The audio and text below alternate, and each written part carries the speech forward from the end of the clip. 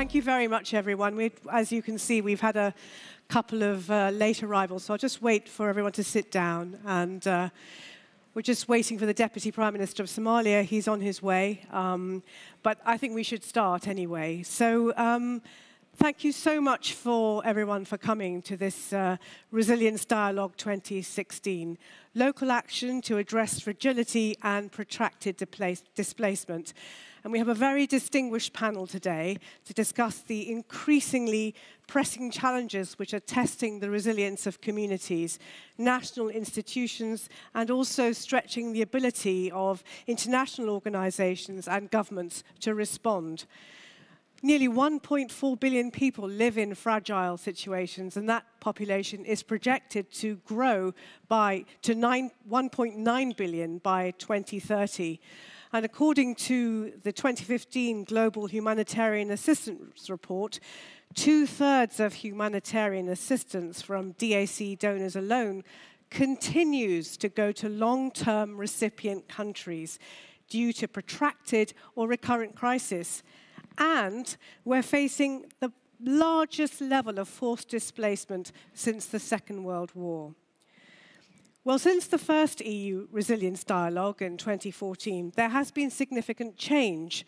Resilience approaches have been incorporated into major international frameworks. We have Sendai, SDGs, COP21, to name but a few. And the international and development communities are changing the way they work.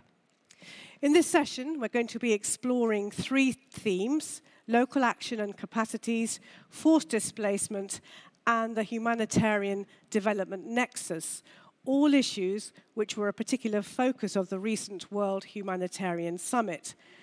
And we're going to be seeing how new commitments agreed at the summit could be put into work. Now, all of you have been here for a couple of days, so I hope you're all familiar with the EDD app by now, because very shortly I'm going to ask you for your opinion. So please have your apps open and at the ready.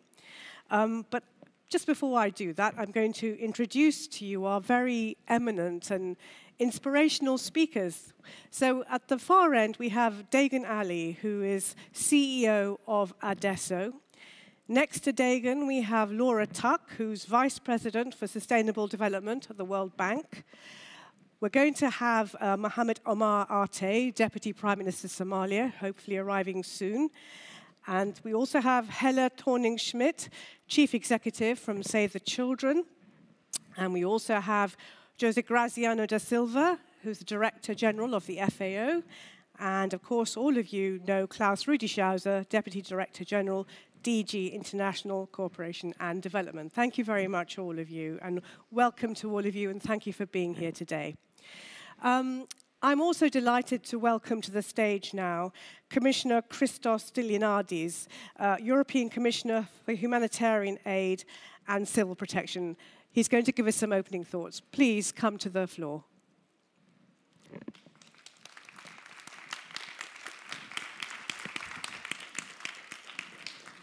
Thank you so much, Your Excellencies, dear panelists, dear colleagues, dear friends.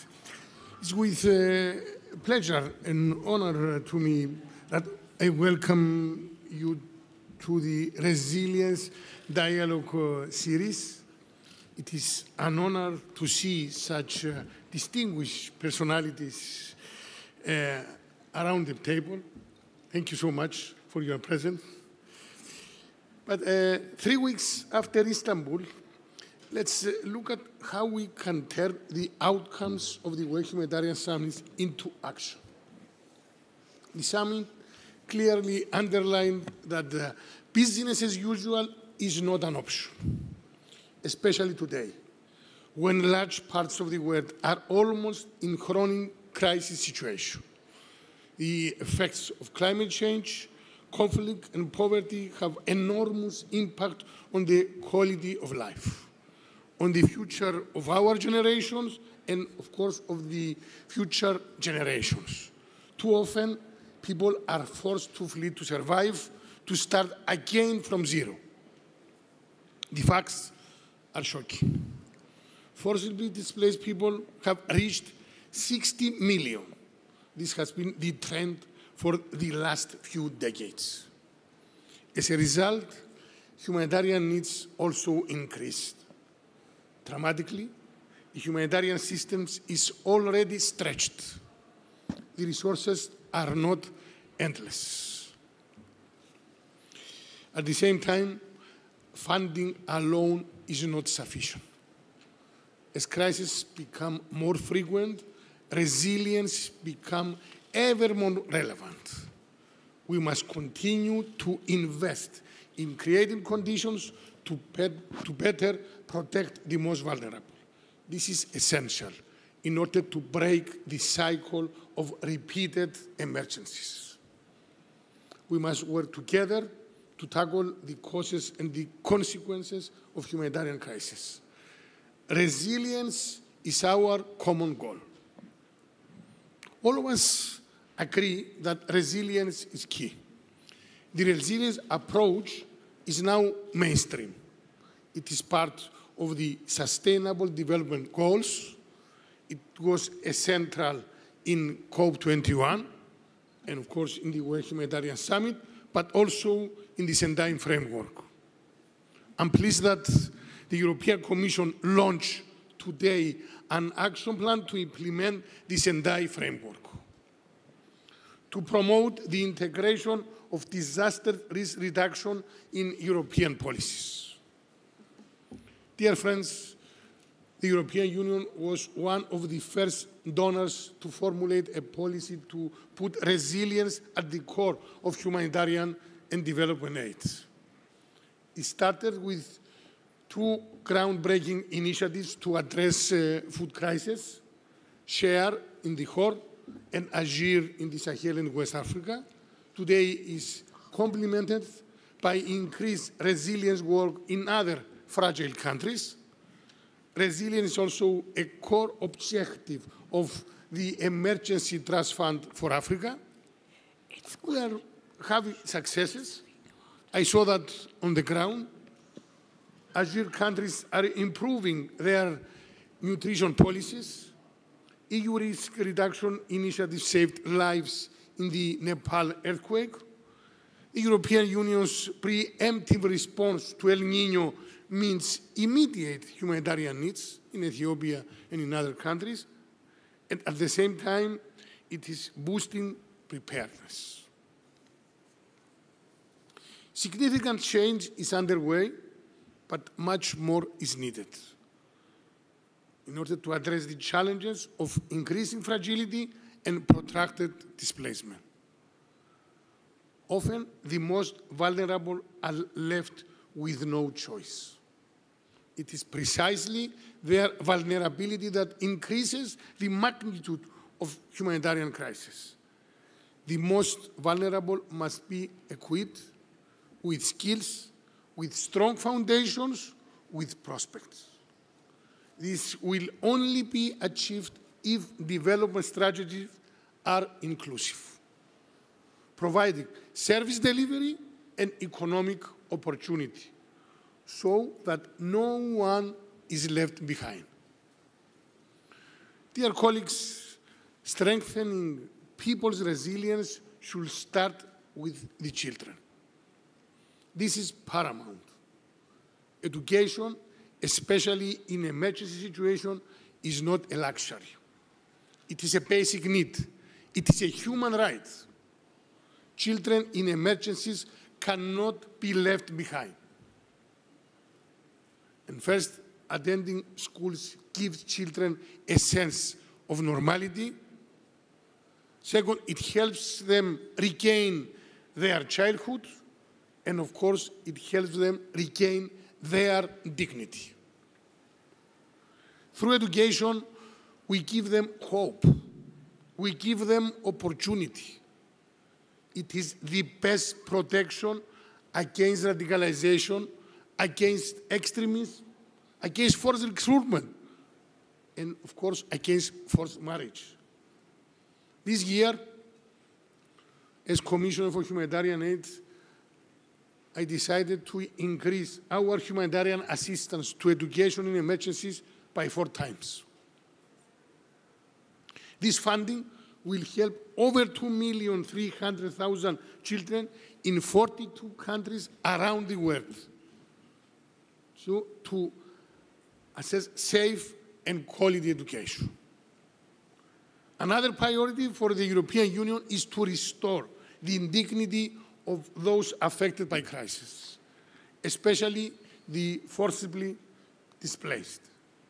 In Iraq, for example, I witnessed the difference the EU is making by supporting a multi-purpose cash assistance program to help displaced people and vulnerable households in host communities.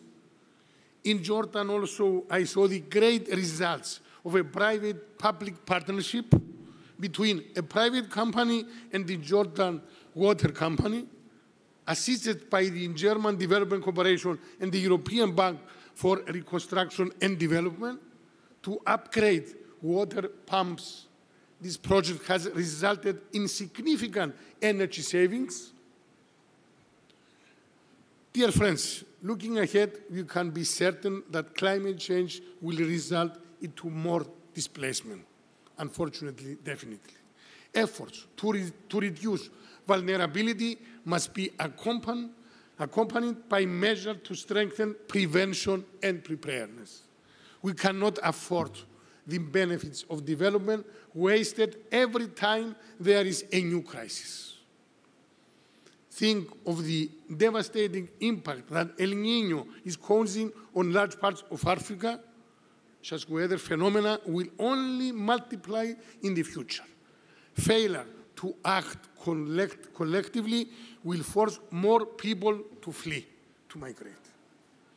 The European Union resilient approach is clear. We will work with governments and local populations to address the root causes for poverty, for vulnerability, for risk and crisis. We will encourage and assist greater investments in risk management, in strengthening local capacities, and we will continue to help affected people restore their dignity, to become more self-reliant. We can only do this if we work together, if we bridge the humanitarian divide. This issue is not about what must be done. We know that must be done. The real issue is how this should be done. In different contexts, with different partners, and with added urgency. The objective of this forum is to explore and share practical experiences of how we can work together better, more efficiently, and more effectively. Thank you so much.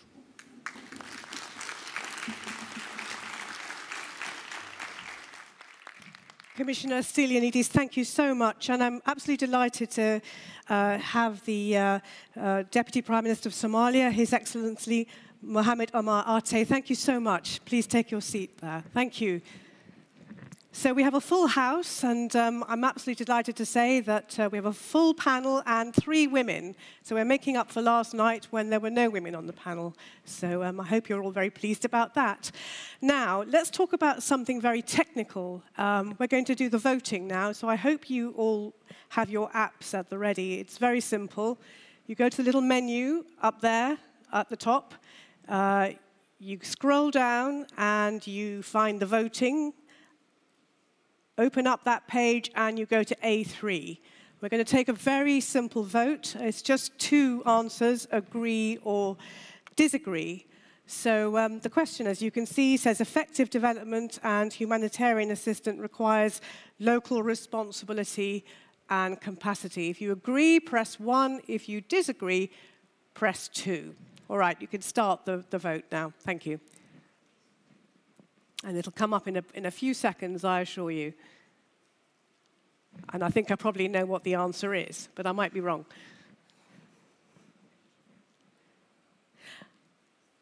Do we have an answer yet? Yes. Well, overwhelmingly, 97% agree and Well, someone disagrees, so I'd like to hear from them a bit later on. Also, just to let you know, we will be taking a few questions in the middle of this session, because I'd like to hear from all of you.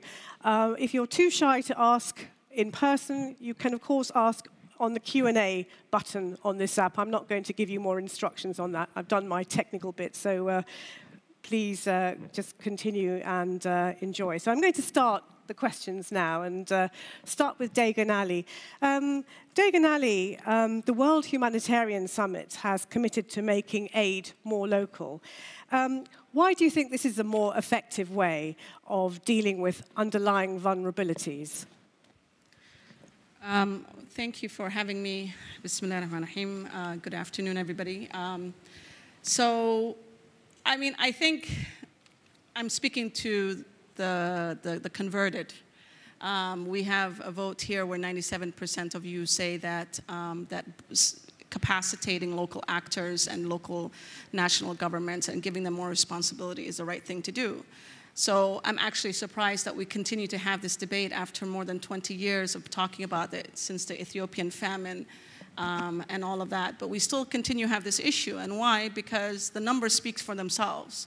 Only 0.2% of humanitarian assistance goes into the hands of local organizations directly, without intermediaries, or as my friend Danny from Civicus calls them, interfundimaries.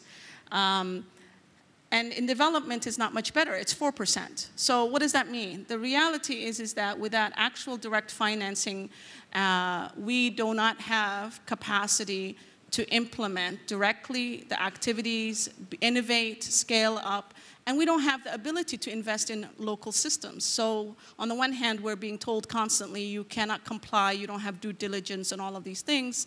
But on the other hand, we don't have the capacity and the money to invest in systems and operations and HR and all of those not so fun things. But the reality is also we're the first responders at a time of crisis. When we talk about prevention, when we talk about risk reduction, when we talk about resilience building, it is us who communicates with the communities who are there, who are going to stay in the long haul.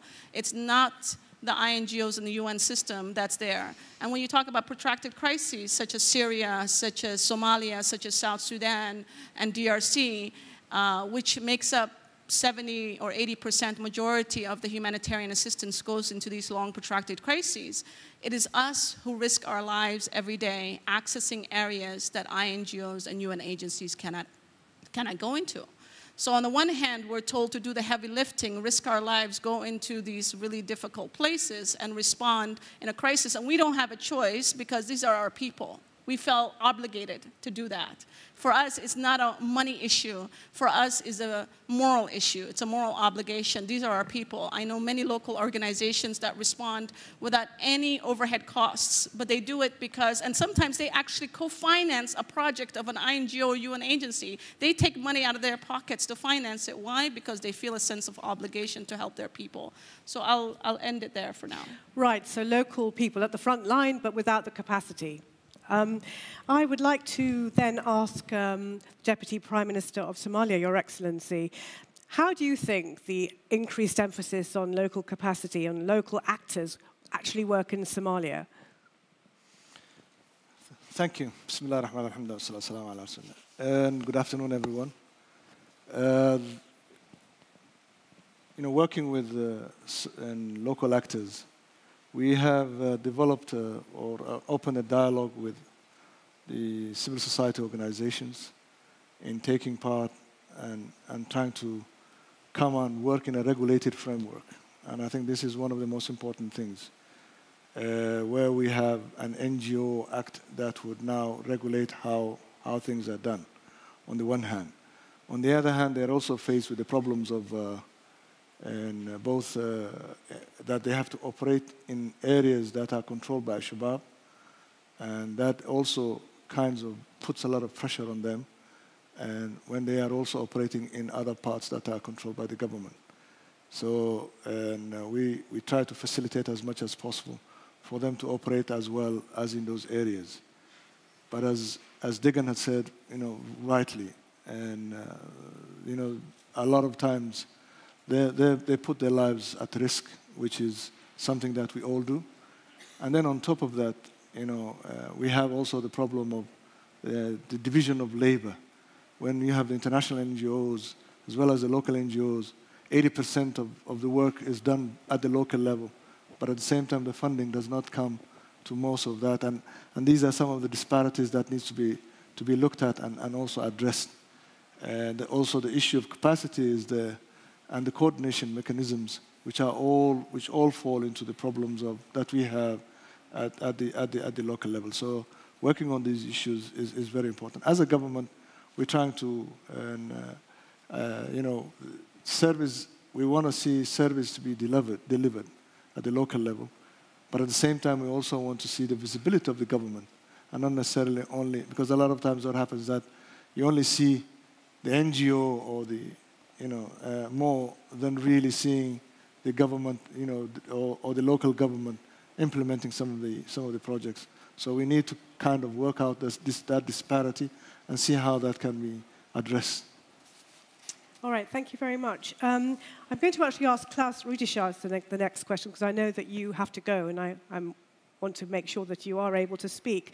So rather than, we've heard about the complexities there of introducing and the emphasis on local capacities. So rather than a sort of one-size-fits-all approach to development assistance, shouldn't it be tailor-made according to the country? Perhaps in Somalia, more focus at the national level. Thank you. Before I reply, I will make my apologies. It's neither disinterest nor disrespect which make that I will disappear before the end of the panel. It's the fact that I have the honor and the duty to welcome the Belgian Queen, and so I have to be there when she comes, so please excuse me for that. Now, on the subject, let me just take a little step back, because that will basically then provide a reply to your question. Last night I was with the Deputy Prime Minister on a panel about fragility, and fragility is the starting point of this discussion, because we have noted over the years that in particular where we have fragile situations, where we have long-term situations of fragility, very often we have recurrent crises. The humanitarian people had to come in every second year or every third year. To restart the business every time again.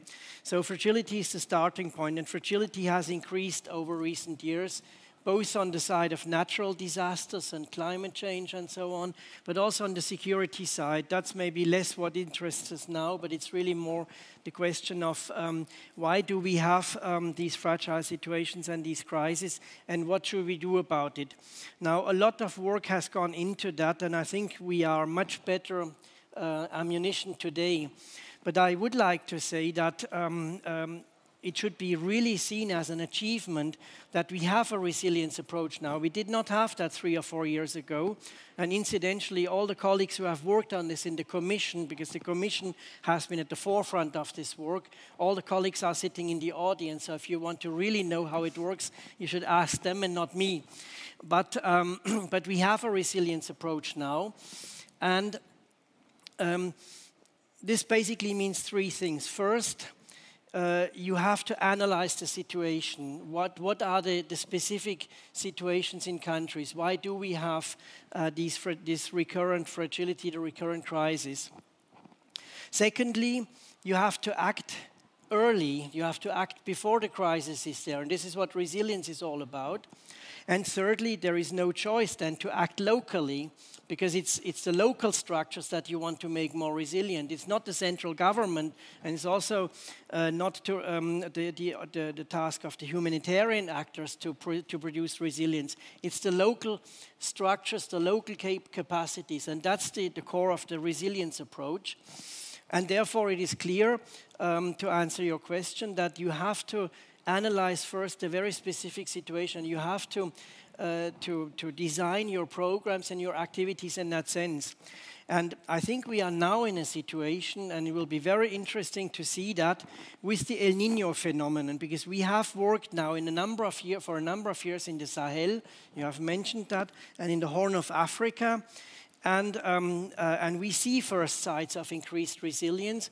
And I think El Niño will be, in a way, the proof that we have made at least some inroads into rendering communities more resilient, because the effect hopefully will be a little bit less than what we could fear. So I think we are now at a very important stage where we have tested the approach, where we have applied it in a number of countries, and where we hopefully will see the first results. Right, thank you very much. Well, let's move over to the FAO now, and Mr. Da Silva. How will you be increasing your support to local actors to address resilience and food insecure populations? Well, our experience is what has been already said, local organizations. Because we believe that when a disaster occurs, earthquake, typhoon, or something like that, everything is destroyed. It's not. And usually we see from the TV those helicopters coming with food, water, medicine, and so on. But this is just a very small part of it. The day-to-day life remains there. The cattle, the animals, the plantations, etc. So people immediately after started to rebuild their livelihoods based on what they have available locally. And what we can do sometimes is coordinate better, bring some inputs. Sometimes, for example, you need seeds, you need fertilizer, you need energy, medicine, as I said. Okay, we can bring in. But basically what we have available is managing the local resource. And this is quite important to work with the local people. And what I say is not only NGOs, also local government. Most of the time there is in the village, in that local, there is a government. There is a system, at least. There is a network that remains in place. At least the market remains there in place. So you immediately after started to sell and buy things with the local population, interacting with them. And that's what helped to rebuild the environment. Because you have a first moment of relief. Okay, this is a disaster. People are hurt and so on. There's a relief moment. But this is a very short moment. What remains in place is the recovery that we need to put in place immediately after. And of course, as said, build more resilience for that not to repeat again. Because we know that this will come again. A region that is used to have typhoon will have it again. It's not once time. Drought are recurrent issues, but we cannot avoid the drought like the El Niño, but we can avoid the drought to become a famine. Put in place right policies. And that's what is important, to build this capacity of resilience. Ethiopia, I think, is a good example. What we saw, Ethiopia is, El Niño has hurt Ethiopia more than perhaps all the countries around the world. But we don't saw Ethiopia goes through a famine like we had in Somalia in 2012-13, for example. Why? Because the government has been working a long time to build resilience, even in the most remote areas. What do I mean with resilience? Put in place local schemes of irrigation, small dams, reservoirs of pure water, drinking water, and so on. So this, I think, that is the learning that we have now. We cannot look only for the moment that the disasters occur that we need to provide relief. This is just a small moment in their life. We need to look for the long term, for the people that will remain there, that will need to get back to their homes, to rebuild their house, to plant again. That's just what we need to do. Thank you very much. So we heard about the long term there, Helle Thorning-Schmidt, and we also had heard Dagan Alice saying earlier on that there isn't the local capacity. So from Save the Children's point of view, how will local capacity building change? Will it change? Does it need to change?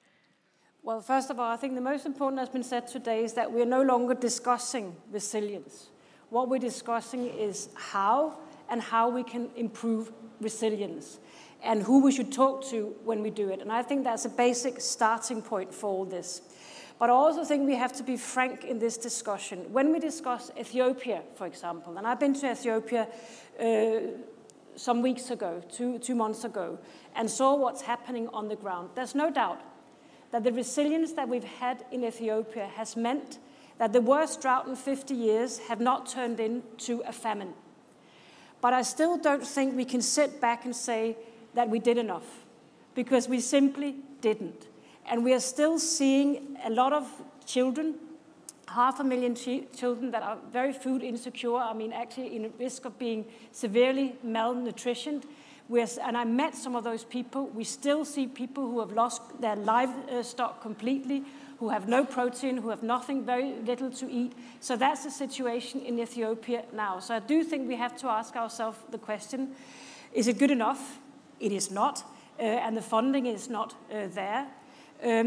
We also have to commend the Ethiopian, for example, the Ethiopian government, that they have done so much. And we have to take responsibility and be clear that it's the international community that hasn't lived up to what we want to do. And then the next question comes, what could we have done more? I think we have to look at ourselves, and for example, we have to understand that often we're very good at bringing in food supplies, because we understand that if there's a drought, there'll be famine, then we need food. But what we need to be much better in is coming in before, and for example, as you're saying, bring in the seeds, bring in the possibility that livestock can actually stay alive instead of dying, so there will be nothing to live from. And I think all these steps about livelihood, seeds, livestock, those are the questions we have to ask now and improve what we're doing. And the only way we can do that, and that's to come back to your question, is to cooperate very, very closely with the local community.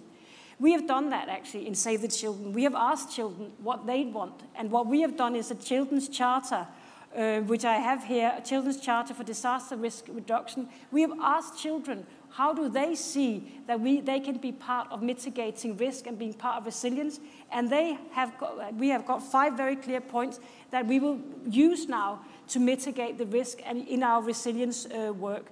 We will get resilience into everything we do, all our work streams, because it is also clear, and I will stop now, it is also clear that when you have so many humanitarian situations piling up, humanitarian funding that is not being adequate in terms of those humanitarian situations, resilience and development resilience become even more important, and you cannot do that and make it last without talking very, very closely to the local population. Thank you very much. Well, let's just have hear from Laura Tuck from the World Bank. So what do you think the role is of a development financial institution in building resilience at a local level? Well, thanks. And Hella said good afternoon, everybody. Hella said we're not going to talk about resilience, but I just wanted to say I think it's useful. The title of this session is called Resilience, but if you think about what it is, it helps you to think about breaking it down at the local level. So if you say resilience is defined as people having the economic, the social, the natural capital to prevent and minimize the effects of adverse events, whether they're disasters, whether they're climate, whether they're economic downturns, or whether it's conflict, that's resilience. And so when you break it into those pieces, you can think about working at the local level. The World Bank typically works at national level with governments, but when we think about those different dimensions, we can actually work in each of them. So first, as an example, many of you are familiar with something we call community-driven development, where communities come together, they decide what, you put a pool of funds out and they decide what they want, they design it, they help to implement it. And this provides a lot of empowerment. So in fragile and conflict-affected states, it can actually build and rebuild social capital. It builds trust across communities, between communities and the government. And in post-disaster situations, we found that these kind of projects are really flexible at getting people, at communities back on their feet, reestablishing the basic services. So we actually have quite an active portfolio of what we call CDD projects. We have 170 78 of them now in 72 countries with $17 billion. So this is a tool that we're really using a lot. And I'll just give you an example. In South Sudan, people came together. We had communities who were actually feuding, that were fighting with each other, and they had to come together and discuss their needs and identify their priorities in a transparent way. And this helped to reestablish and reduce conflict. So the second piece, I would say, is helping play an active role in building against disaster and climate resilience, especially in poor communities. We know they suffer the most. For any given size of a disaster, we know the poorer countries have done less planning and they're less able to do the response. So we've put, in the last year, we put almost $6 billion out in building resilience to disasters. We're also spending, in the last 5 years, we've spent something like $14 billion on adaptation to help, as you're discussing, whether it's the seeds or others, to help communities face the kind of changes in the climate that are coming. An example of that would be putting high-quality hydro meteorological data at the disposal of farmers so they understand both the short-term in a current season, but also longer-term planning for the kinds of seeds that they might need. And we've done this we've 100 million people now in 15 countries. We've been able to put these kind of data at their fingertips. The third example is helping countries get risk and contingent financing and insurance products. So we work with local communities on quick response tools like what we call scalable social protection systems, so that when a disaster strikes, they can have immediate response to cash. And one of the examples is in Kenya, where we gave quick cash transfers to more than 160 households when the drought hit. So having these programs already in place, the communities can then access them immediately. And the fourth is really, because the fourth kind of capital is the natural capital, so to help them invest in their resource management systems and building resilient landscapes, teaching communities about the sustainable use of forests, water, dry land management. And so we're giving extension on hill terracing, soil bund construction, water harvesting to generate kinds of biodiversity that helps sustain the soil and keeps it nutrient rich enough that it can sustain the kind of livelihoods, keeps yields up, reduces erosion, provides jobs for the economic livelihood that people need. So this is another big area where we're investing. Thank you very much, and good to hear lots of practical examples there. I'm going to take a few questions if anyone has any, particularly on the local theme. So raise your hands if you want to ask a question. Anyone at all? The gentleman here. Anyone else? All right, we'll take the microphone here. Please, could you give your name and organization, and don't make it too long? No. Morgan Boscato, SOAS, University of London. Okay, my question is this. So it is all nice and clear, but so what? I didn't hear one solution which is definitive, actually, because those are all, to me, it seems like those are all Western or Northern generated problems. Who generated pollution? Who's the main culpable for climate change? Are we at least giving back the same amount of money that we caused in damages to the countries which are developing and do not have the infrastructure? So we caused the problem. I think this is clear. Are we giving back for at least for as much as we caused in damages? And then, are we helping locals to make sense and to solve their issues? Or are we bringing Western or Northern solutions to Southern problem created by the Northern society? Thank you. Thank you very much. So are we giving enough back, having caused all the damage? I will certainly get a couple of you to answer. I just want to see if there's another question before the panel. Okay, go ahead, Helle. Yeah, thanks very much. Thank you for the questions. It provokes me, and I think that was the idea as well. So you're doing like that, so that's great. No, I think the main issue here is that I don't think anyone is saying that we shouldn't try to combat the reasons for some of the issues that we are seeing. There is no doubt that El Niño, for example, is a climate-related issue. And this is an issue we have to deal with globally. And hopefully the global leaders will continue to do that. But in the meantime, we actually need to get the seeds to the people in the season where you can plant those seeds. And that is part of the resilience. So we have to be able to do two things at the same time: fight the bigger issues in terms of climate change and other things, but also give people in that region the possibility to hold back the crisis that is hitting them. It is a crisis, and I describe it as a crisis because even though it is a slow onset situation, it will still influence millions and millions of people in that region. And in this moment right now, we have to get the seeds there, we have to keep livestock alive, we have to help children go to school and get a meal when they are in schools, we have to empower those children so they are ready if the crisis hits them. So in the meantime, let's do a lot of resilience and let's do it together. Thank you. Hello? Yeah. This is like the perfect question for me because this is the kind of things that I talk about a lot. So first response to you is that we have, as Southern organizations, have formed a network called NEAR in response to this exact issue. We have felt marginalized from the aid structure, the lack of financing, the lack of voice, the lack of ability to participate in decision-making forum. So now we've said, you know what, we need to organize amongst ourselves, south to south, organizing without having to go from south to north via south, back to the south. So this is what the aspirations of this network is to do, to address some of these issues. And one of the things that we have felt is that the INGOs, I won't speak about the UN system, and I'll speak only about the INGOs, only because they are civil society, right? They're non-governmental, they're supposed to be non-profit. So one of the things that we have felt is that the industry has become too monetized, too much like an industry, like a business.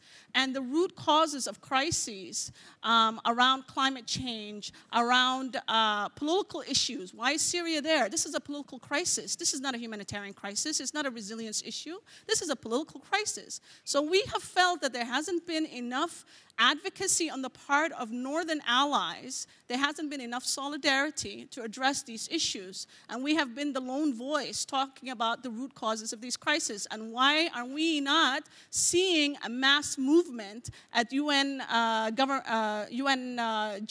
for instance, or why aren't we not seeing a mass movement in Europe saying the refugee crisis is not a refugee crisis, it's a UN Security Council reform crisis. So address the political root causes of that. But we are not seeing that kind of mobilization from the INGOs. The INGOs are very happy to accept, you know, millions and millions and millions of funding, but they're not really there in solidarity trying to establish a movement to create the root causes of these problems.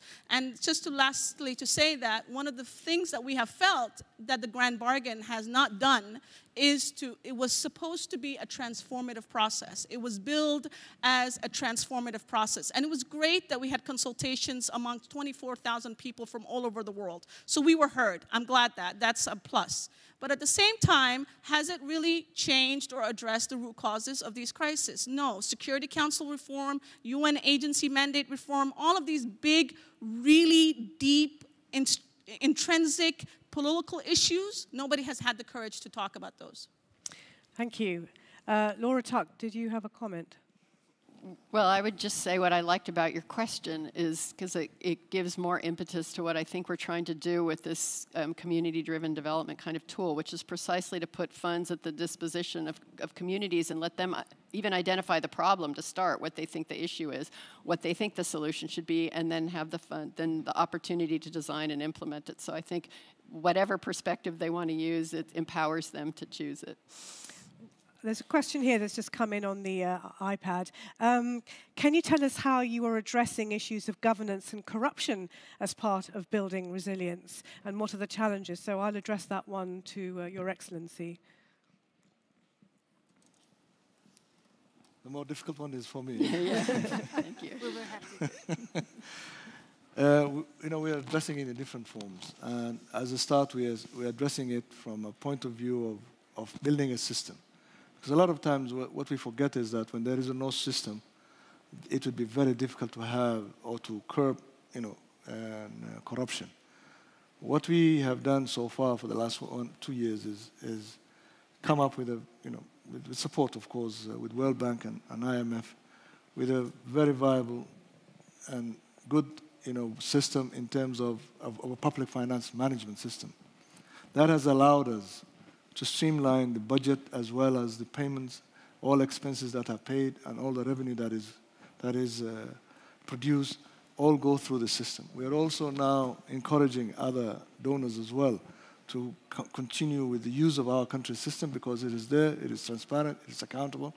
With the touch of a button, you can get all the figures that you need. And now that is one of the things that we, as a government, are starting to do from the financial point of view. Then you have the procurement system, which is now also in progress, and you're developing your procurement systems.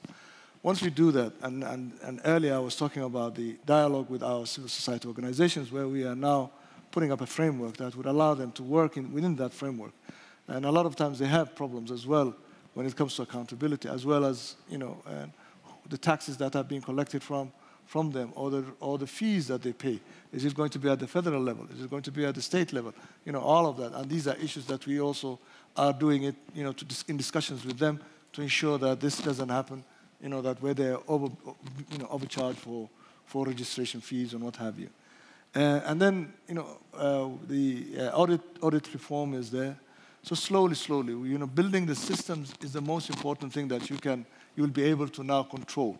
But if there are no systems and no integrity, and there's also the integrity bill which is going to be passed, which now forces the government to take actions against those who, those who commit corruptions as a crime. So slowly, it needs time, both time as well as a proper system to work before we can talk about, stopping corruption and all of that. It is then now becomes something that is out of the system that becomes a corruption and not within the system. Can I just follow that question up? How achievable is that, and also building social services, resilience in a country that's seen conflict since 1991? Okay. And first of all, there are three major issues that we are dealing with. Number one is we're dealing with refugees as well as returnees. We're dealing with problems of, and I would say, climate change has done to what has happened. The crimes that have been committed elsewhere is now, we're paying for it. And a lot of times, we have seen very severe droughts. We've seen flooding.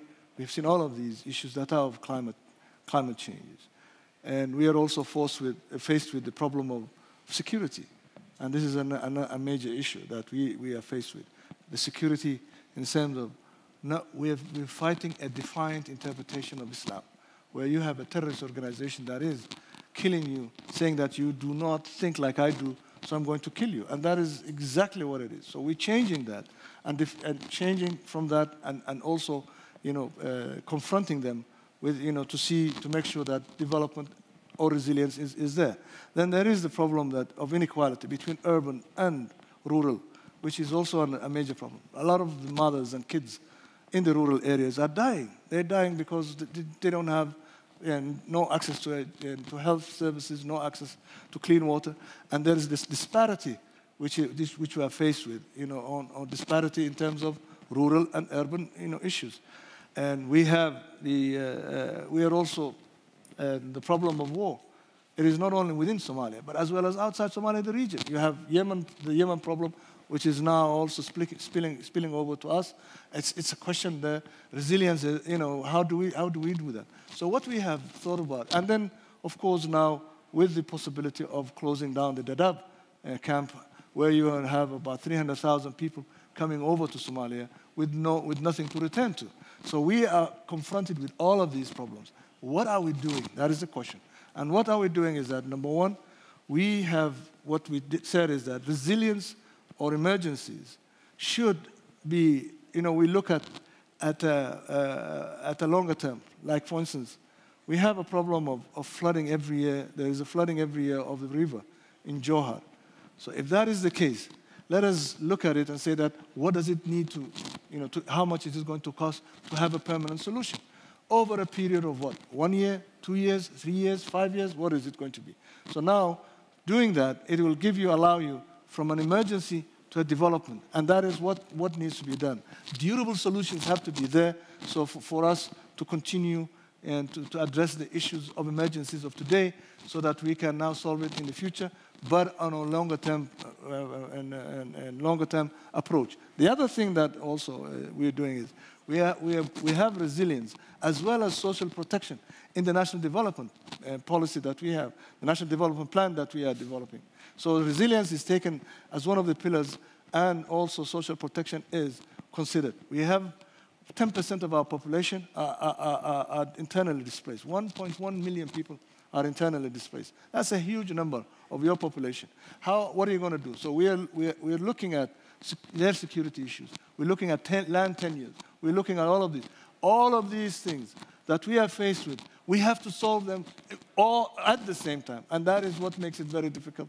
And that's what makes it, for us, a challenge that we can hardly, overcome. And I think this is how it is. Thank you very much. Huge challenge there. Dagan Ali, from a local perspective, and I think you've given some of your opinions on this, but how would you address the whole humanitarian development divide? And is it possible to remain neutral? I'm not.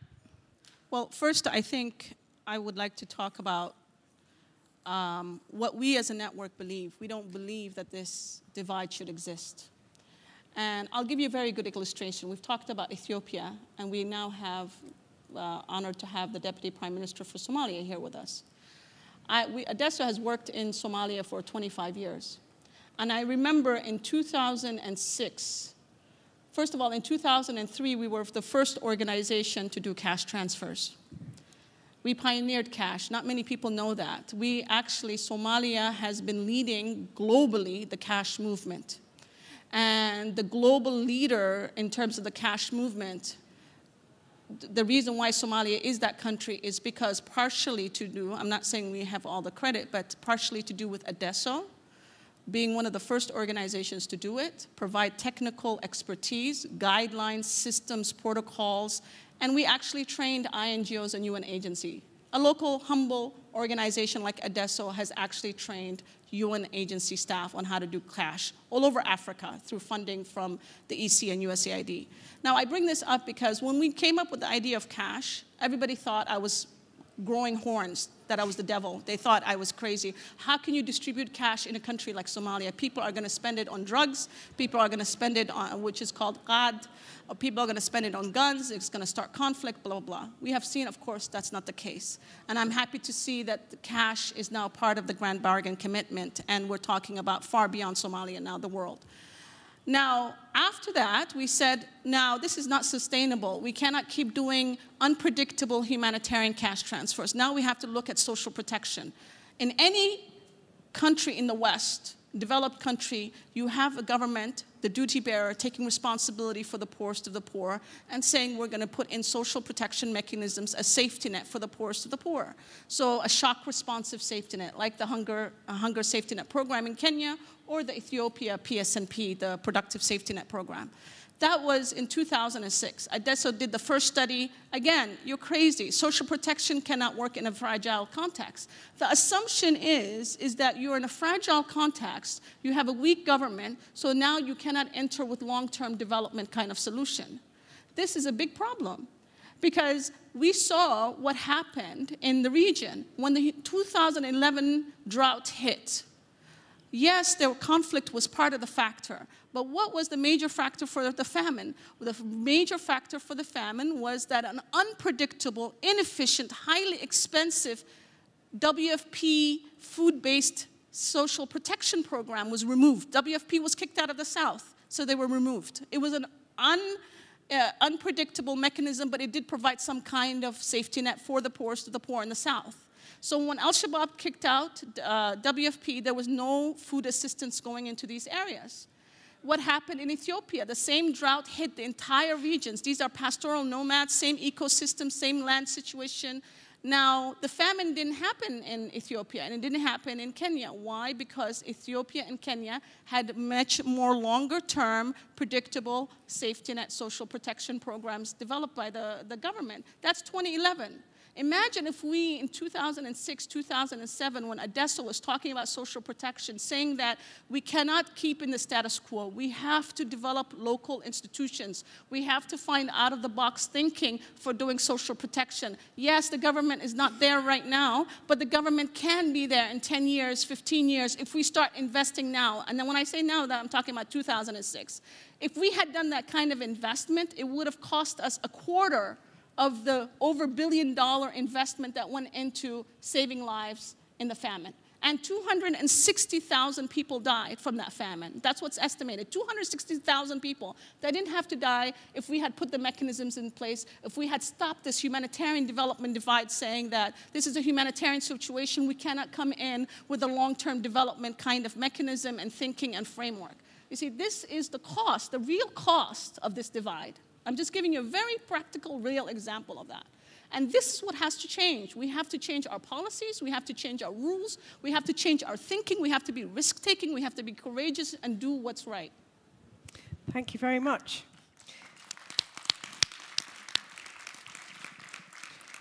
So Jose Graziano da Silva, the FAO is undertaking much more early action, but what is it doing to address that humanitarian development divide? Is it thinking out of the box too? Well, first, let me compliment what I just heard. You know, WFP is a program, a joint program of FAO and the UN, and we came late to the cash. And one of the first experience was exactly in Somalia in 2011, 2012 too. And we recognize now that there's no reason except in very special situation to come with food aid in kind. And this was something that started, if you look back to the history, during President Kennedy in the 60s, late century, because there was a big surplus of cereals there and problems of famine in India. So we started to ship soybeans, corn, everything to Asia. Then it happens again in the 70s, late 70s, when Europe became a lot of surplus also. At that time, we shipped it to Ethiopia, to West Africa, basically. And part of the problems that we see nowadays there is this arrangement that this in-kind provokes on local markets, dumping prices, this is stimulating farmers, and so on. So we are really convinced that if we need new approach, we need to think out of the box. And have you got examples of that happening? And let me say something. There's a kind of, let's call it technical arrogance on the UN system in general, that we believe that we know everything. But when we come to the ground, we really started to take some advices from local people to improve our work. And is that works? And we are realizing more and more that what we are doing to involve local people is a necessity for efficiency building. So I think that things are better now. Of course, we can do more. We need to do much more. But there is an ongoing revolution, especially with these new means of communication, that we can communicate like you did. Let's have the opinion. Because sometimes we believe that people like this food aid. They hate it. Farmers hate to have to eat something that they are not used to, or produce something. So they want to get back to their diets, their local production. So what we need is to provide them some help. Like we spoke about seeds, but the most common is that their livestock, their herbs, need to be vaccinated immediately after a disaster. It started to spread diseases around. So we need to isolate them, vaccinate them, etc. And they don't have it available. That's a typical thing that we need to bring in. And we need cash money for that. And if you provide them cash, they can buy also. So there are a lot of lessons learning that this divide between, let's say, acting on emergency issues and then act on development, this is over. When we approach a crisis, an emergency, we need to look ahead to see what we will build on resilience there. This is the approach. Thank you very much, Paul. Helen Thorning-Schmidt, how does Save the Children see that humanitarian and development actors working together? Do you see a divide, or is there now a merger?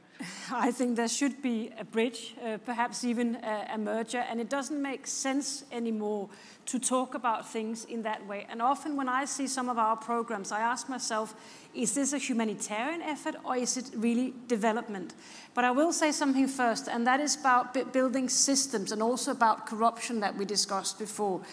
There is no doubt in my mind that empowering the individual, and in our case we are talking about empowering children by having them in school even though there is some kind of disaster, empowering the individual, having a social protection scheme, then we are half of the way, maybe not half of the way, but some of the way in having a stronger resilience system. And also because if you have systems, government systems, you can combat corruption, which is so disruptive in these situations as well. So if by having those systems in place, and when I say system, it is social benefit system, it is health system, and it is schools, of course, because schools is a fantastic enabler also in a crisis situation. If you can keep the school running, if you can have a meal in the school, which we have done in Ethiopia, for example, if you can have water. Water is a big issue, and we have actually been driving in water to schools in Ethiopia, which seems a bit odd these days, but that's actually what we've been doing, because that was a way of making the children come to the school. And on top of that, a meal, some water, and actually also psychosocial help to build resistance in children, then you have come a long way. And if you'll just allow me to give another example, which would underline that what is humanitarian, what is development. In Nepal, before the earthquake, we had a big program where we were trying to help women breastfeed. We were trying to build toilet facilities, basically helping with sanitation. And there is no doubt in our mind that that program, which was a resilience program, helped those women and those families in the situation when the earthquake came a year later. So what is that? That's a really good example of resilience. This is development work that we are doing there, but it turned out to be humanitarian work as well. So you're talking about that things merge. It certainly does in many occasions, and it certainly does for us in the work we're doing in Ethiopia right now. Thank you very much. And Laura Tuck, what was your takeaway from the World Humanitarian Summit? Well, there were lots of things that happened. I'll just mention three. It's very clear that we have to address both the current crisis, which everybody's focused on right now, but we have to prevent future ones, and that's what we're talking about here. So we shouldn't wait for a crisis to start to begin, and this session is on resilience, so it sounds very obvious, but this was a big part of what we were doing when we were in Istanbul, and we shouldn't wait for a drawn-out crisis to end before we start doing the development, the long-term needs, as the Deputy Prime Minister just said. So the first takeaway is why you're all here, which is what this resilience is about. Resilience. We have to address the underlying drivers of the protracted and the recurrent crises early so that people can withstand the shocks and actually multiple challenges at the same time. So if they don't have that package of capital that I was talking about before, of course they're going to move in search of these different elements. So we have to build those assets. So one of the things we're trying to do is identify the riskiest countries, the ones that have the most potential to fall into this trap, and actually significantly increase the amount of concessional financing that we'll be putting in. The second message or takeaway that I had was that we need short-term and the medium to long-term issues to be tackled together. So this humanitarian development nexus that we're talking about, getting the different groups, the grand bargain that you were referring to, it's not trivial because they're different entities with different processes and different approaches and different time frames and different modalities. And so coming together in Istanbul and making this bargain that we would work together more seamlessly, share information and data is actually a big step, and it's important. But the other thing that's associated with that is we have to think both about the people who are displaced, and we have to think about the host communities and how we can build on their needs jointly at the same time. So one of many of you may know that the UN system and the World Bank never had a great relationship. We did a lot of different things. So our president and the Secretary General have built this very strong bond, and they've been traveling around together in Africa, in the Middle East, to sort of build this nexus, if you will. And we have actually been increasing our funding. So this year alone, we did $250 million for refugees, internally displaced people, and the host communities in DRC and the Great Lakes, most recently in Ethiopia, Djibouti, Uganda, the Horn, and Zambia. And we're also helping work with the Commission to prepare for the reconstruction, so countries that have been torn apart by war. So I won't give you, it's a long list, but basically help them with the recovery and the peace building and the preparation for the international donors and investors conference that will actually be here in Brussels in November. And then the third takeaway is really about the financing and the need for innovative mechanisms to have greater impact. So while we were in Istanbul, the World Bank and 6 MDBs announced a commitment to work together and to try to develop these different kinds of financing mechanisms. So they involve things like, of course, trying to get more donor money if we can, but also with sessions like this, trying to increase the understanding, the perception, and therefore the priority that they give in allocating the ODA that's already available, but also working with countries on domestic resource mobilization, stopping illicit financing flows, so more inflows, less outflow, and then, of course, everybody's talking about how we leverage private investment. So one of the ways we're trying to think about how to bring in the private sector, but also to leverage the funds that are available together, already together. We raised about $1 billion in concessional financing and $140 million in grant into a fund. And what it can be used for now is to buy down the interest rate of money that the World Bank lends to countries like Jordan and Lebanon that are hosting millions of refugees, so that they can then invest in both the short and the long-term needs. And this is the only way that we can go from the billions that have been available traditionally to really multiplying that many times over and getting to the trillions that we need for this agenda. Thank you so much. We've got some time, about 10 minutes for questions, and an interesting conundrum's just come in here. This is from Afghan Aid. If we're all in favour of merging humanitarian and development aid, is there space left for neutral actors? Resilience is crucial in fragile contexts where the state is often a party to conflict.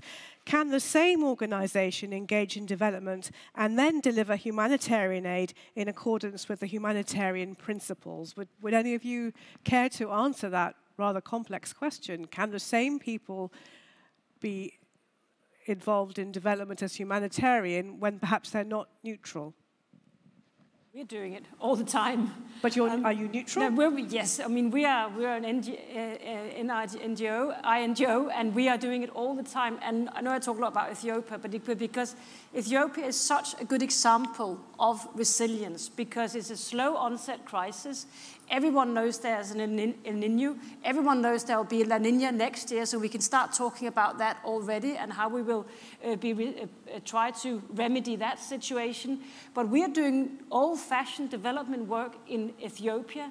But when there is something that is approaching a crisis of nutrition in Ethiopia, when people come into camps where they have nothing, absolutely nothing, and their children are dying, we are full ready to set up humanitarian help in a humanitarian way straight away. And that means a health center, that means a school, that means food for children who are malnutrition. So we can do the switch, and I think everyone should be able to do that switch, because the world doesn't work like that.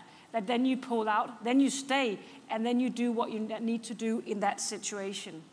Okay, Mohammed Omarate. Yes, thank you. Maybe just to add to, I think what needs is as well is to have that long-term vision to find a durable solution, because it's not only humanitarian that we are looking at. So today you solve the humanitarian, but then tomorrow there's going to be a recurrent problem, whether it's El Nino, drought, whatever. So how do we now find that long-term solution? And that in mind, that is what we should be planning for, and not necessarily only looking at one, or on a silo basis. So we need to have an integrated approach towards the problems to find a longer-term a solution to it. I'll give you a very simple example. We had the El Nino. What we did was we did a coordination with UN as well as INGOs and local NGOs, plus our state members. We brought them together to try to address the issue of El Nino, because what we were anticipating was flooding to happen in the south. Unfortunately, that did not happen. What happened is a drought up in the north. And that was something that we were not anticipating. And people died. Animals died. Livestock still dying.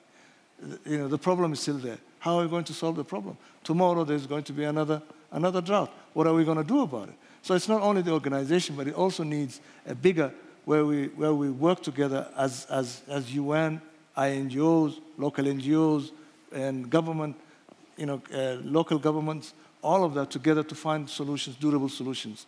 And this is, I think, the most important thing. Thank you.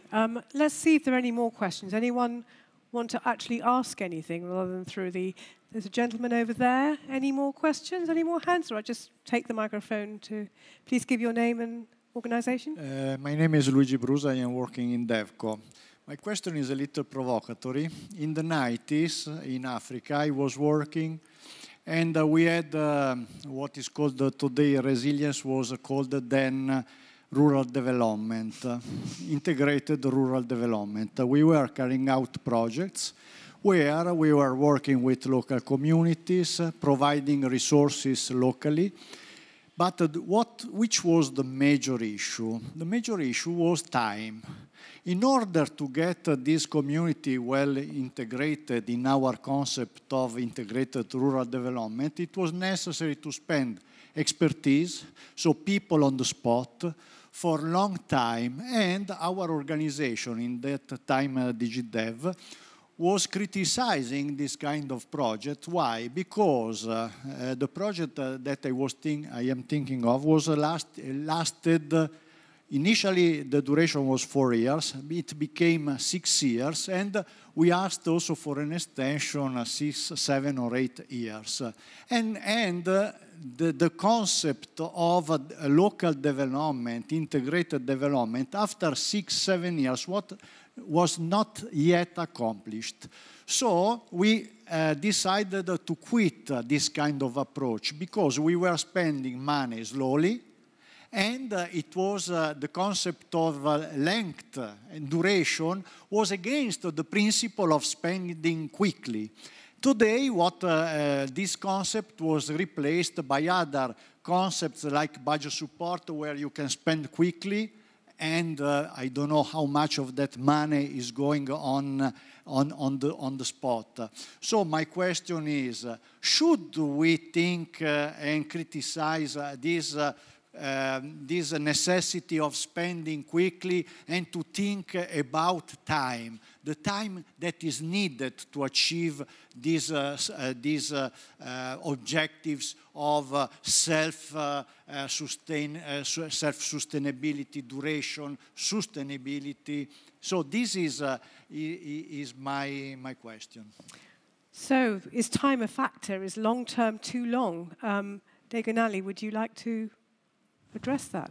Yeah, I think that's a really interesting question. It has so many facets. You hear this issue of time primarily from the humanitarian actors who believe that we have to respond quickly to save lives. Yeah? And that's a very important consideration. Obviously, we want to all save lives. We don't want people to die and a famine to occur, or we don't want to leave them, in crisis like in Nepal and not respond. That's great. But I think that's coming from a Western Northern assumption.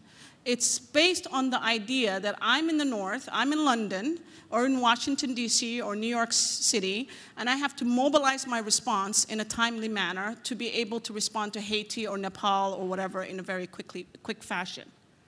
The local actors are already there. They know, the communities, they understand very quickly what makes sense, what doesn't make sense, what will be appropriate, what will not be appropriate, what will destroy their work over many years in creating sustainability, because that's sometimes what happens. You sit with the community and you facilitate their self-confidence, you work with them so that they feel the agency to respond on their own, and then all of a sudden you start getting all this international INGO or UN money being dumped into that area. And then people go back to and retrieve to their old ways of dependency and just asking for stuff, rather than feeling a sense of agency. That takes time. What you're talking about takes time. And we see the results of having that destroyed after we've invested all this time. So I guess my point is that I think that we have to kind of look at the other side of the coin and take our northern, western, colored glasses off for a second and say, okay, I want to save lives. How best can I do that? Maybe what I should be doing is supporting the local response in the Ebola crisis. Much more was done by local community actors. There was a lady who's a member of our network. She has been able to educate, I think, 3,000 or 4,000 children during the Ebola crisis, just from her own little response, and it became a network of thousands of volunteers with only $18,000. $18,000 to educate for 6 months these children, I think, in this huge involuntary-based network. Thank you very much, Dagan. So these are the kinds of things I think that we should be thinking about and doing things quickly. Right. We have about 5 minutes left. So I'm just going to let Laura come in there because I could see you wanted to say something. And then we all have to do a little wrap-up, a little 1-minute summary. So, Laura. So I think it's a good question. I think that we learned a lot from that experience. Some of the lessons were a lot of those integrated rural development projects were top-down. They weren't integrated with the systems, the roads, the education, the agriculture that we're doing, had different priorities. And they weren't really owned necessarily. So switching to a CDD approach has changed a lot. Part of it is the ownership of the communities and them deciding what they want. The other part is there's more objectives. Part of it is the empowerment. Part of it is the flexibility, that it's a different approach to doing development. Part of it is allowing the time that people need to get to the objectives that they want. So I think this shift, we've done a lot of evaluations of the old school projects, and we've tried to build the new ones so that they're and they actually do disperse very quickly after the Nepal earthquake or after the tsunami or whatever. They've been fast and flexible. I wanted to make one comment from before. We know that the average duration for a person who's displaced, for their stay, the average amount of time is 17 years, right? And so the World Bank is not doing the humanitarian, passing out food, et cetera, but we have to start right away. When you look at the Syrians in Jordan or in Lebanon, right away with water supply and sanitation systems in place so people aren't getting sick, right away get those kids back in schools. And so bringing these development needs creating the kinds of jobs quickly where they can have some kind of income is really important right at the outset. And that's why I think pulling these agendas together is so important. Thank you very much. Well, we're going to have to start to wrap up now. So starting from your end, could you please give me a sort of 1-minute summary of your position on local, on forced displacement, and on the development humanitarian nexus? What do we do next? If I may introduce, it's not denying or minimize the issue of corruption and other things that we have discussed, but we have agreed that we need to act local. This is the base for. And our organizations are heavily centralized. We are in New York, London, Paris, Rome. We spend 3/4 of our budget in our headquarters. And we send people to short missions to interact locally and come back very quickly. I think that we need a new structure, a reform in all those architecture of aid, development, to decentralize. And decentralize does not only mean sending people there, mean empower local government, empower local organization, give them the right to decide, take decision, take initiative. That's, I believe, that is missing in the system. Thank you very much. Hella Thorning-Schmidt. Well, I think a lot of fantastic things have been said, and I think there's a general agreement, first of all, that systems matter. It matters what social protection system a country have in a very difficult situation. Systems matter.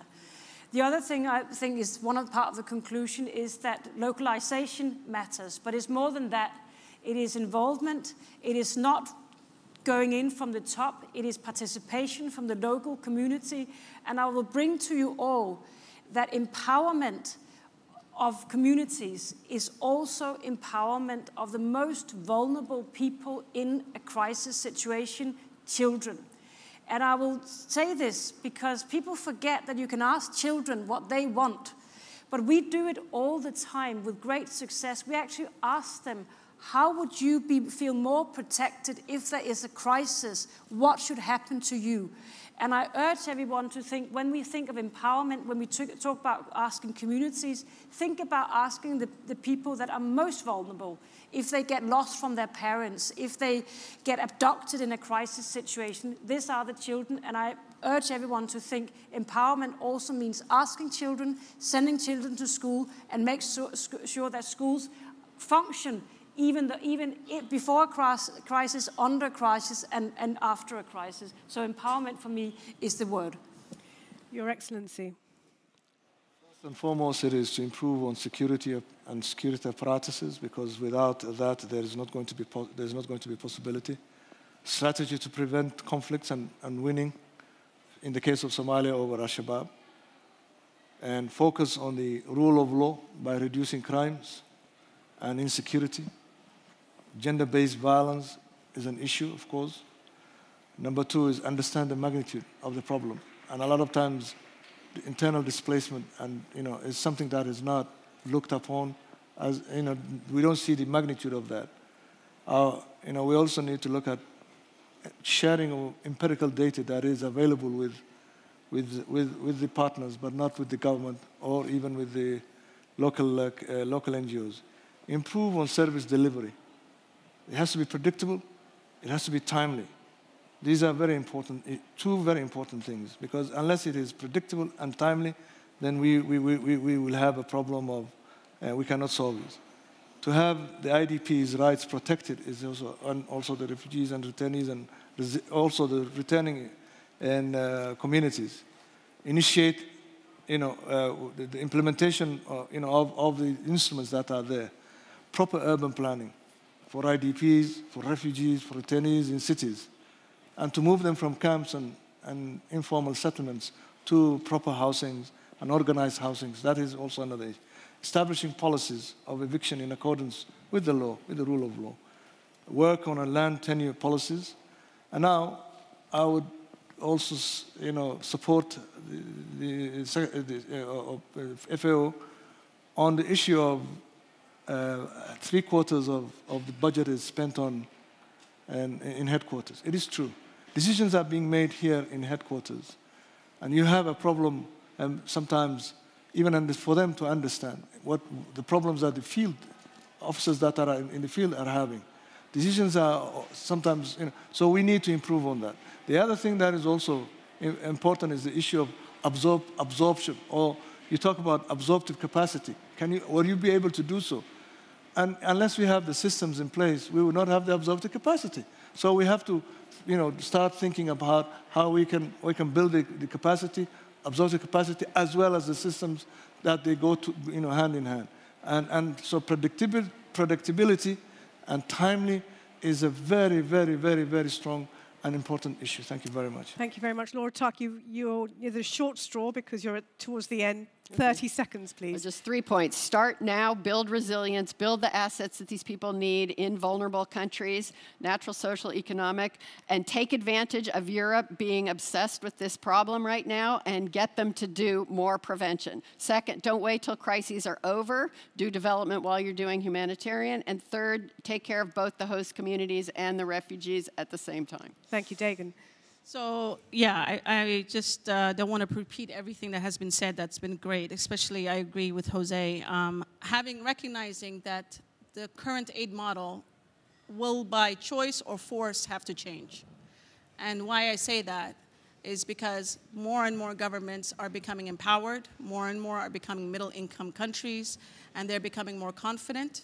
And more they're going to reject this model and say, we are in the driver's seat, we are the government. So recognizing your value and is going to be diminishing, and recognizing how you can play a more facilitator, an accompaniment role, an empowering role. And then recognizing the value of local capacity. We have local capacity. Unfortunately, ADESO is implementing a $45 million USAID program right now, as we speak. So I think this idea that there's no local capacity is not true. But also, how do we monetize the capacity that already exists? It's like the housewife, you know, that is invisible resilience. Because she doesn't earn a paycheck, her value to the family is not monetized, and therefore not valued. It's the same idea. We do all the heavy lifting, but the work that we're doing is not being monetized and recognized. Thank you. Thank you very much. And I have to do a very quick sum up, but we're running out of time. But I need to say that this Resilience Dialogue 2016 was on local action to address fragility and protracted displacement.